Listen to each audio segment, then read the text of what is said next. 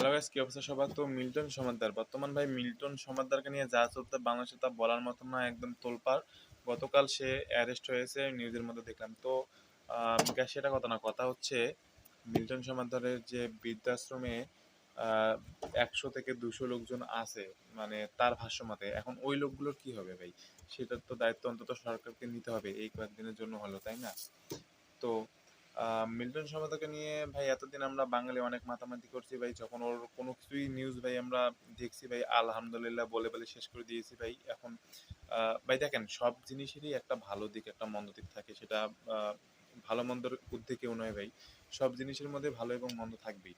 এখন ভাই ও যদি ভাই আসলেই কোনো খারাপ কাজ করে থাকে, মানে এতদিন নিউজের মাধ্যমে যেটা প্রকাশ হয়েছে আর কি, যদি আসলে সে খারাপ কাজ করে থাকে ভাই, অবশ্যই সে সেটা শাস্তি পাওয়ার যোগ্য।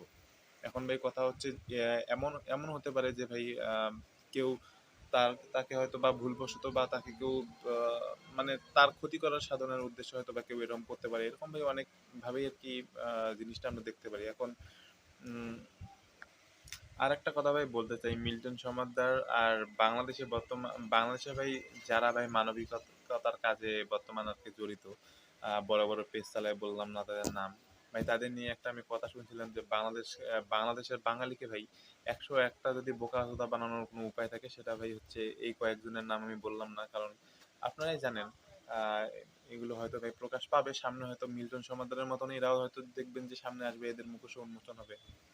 তখন আমরা বাঙালিরা ভাই নিজেরাই বলতে গেলে নিজেরাই আমরা আফসোস করবো যে কাদের এতদিন বিশ্বাস করলাম, কাদের ভাই এতদিন বিশ্বাস করে টাকা পয়সা দিলাম।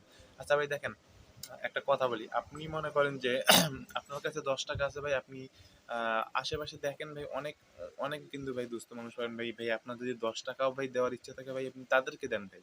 যেহেতু তারা তারা ভাই আপনার পরিচিত বা পরিচিত নাও থাকতে পারে ভাই, আপনার চোখের সামনে দিতেছেন ভাই, টাকাটা আপনার খাওয়া যাবে না বলতে গেলে। কিন্তু ভাই যখন আপনি অনলাইনের মাধ্যমে ভাই এসব টাকা দিবেন, তখন কিন্তু ভাই এরকম ভাই অনেকভাবে প্রশ্নবিদ্ধ হতে পারে এই খবরগুলো, ঠিক আছে? আর ভাই মিল্টন সমাদ্দারের যেটা নামে সব থেকে ভাই বড় আর কি একটা বাজে অভিযোগ আসছে, সেটা হলো গিয়ে ভাই মৃত মানুষের কিডনি খুলে নেওয়া ভাই। মৃত মানুষের কিডনি খুলে নেওয়া ভাই, এ সম্পর্কে বলতে গেলে খুবই, যদি এটা সত্যি হবে, খুবই জঘন্যতম কাজ। কিন্তু আমার একটা কথা ভাই, যেটা মিল্টন সমাদ্দার ভাইও যেটা বলছে আর কি, মানে ওনার ওনার বৃদ্ধাশ্রমে যে লোকগুলো থাকে ভাই, ওদের বলতে গেলে ভাই একদম শরীরের মধ্যে কিছুই নেই, অবস্থা খারাপ, রাস্তা থেকে কুড়ানো ভাই। এখন আপনি আমার মতন যদি কারো ভাই কিডনির দরকার হয় ভাই, আমি কি চাবো যে আমি ওনার ওনার কাছ থেকে ভাই এই মানুষের একটা কিডনি নেই? যে মানুষটা অসুস্থ ছিল, যে মানুষটা খেতে পারেনি, যে মানুষটা মানে আর কি এরকম খারাপ অবস্থার মধ্যে ছিল, আমরা ভাই চাই না যে আমাদের এরকম ভাবে কিডনি নিবো আমরা, তাই না? যাক ভাই, ভিডিও আর বেশি লম্বা করতে চাই না, তো এটাই শেষ পর্যন্ত বলার ভাই। আপনারা যাকেই মনে করেন যে দান করবেন ভাই, দেখে শুনে দান করবেন, বা আপনি যদি নিজেই যদি দিতে পারেন ভাই, সেটা অনেক ভালো। অনলাইনে বর্তমান ফ্রডের ভাই অভাব নেই। এখন দেখুন, যেমন মিল্টন সমাদ্দার যেমন ধরা পড়ছে, এরকম হতে পারে অনেকেই ধরা পড়তে পারে ভাই।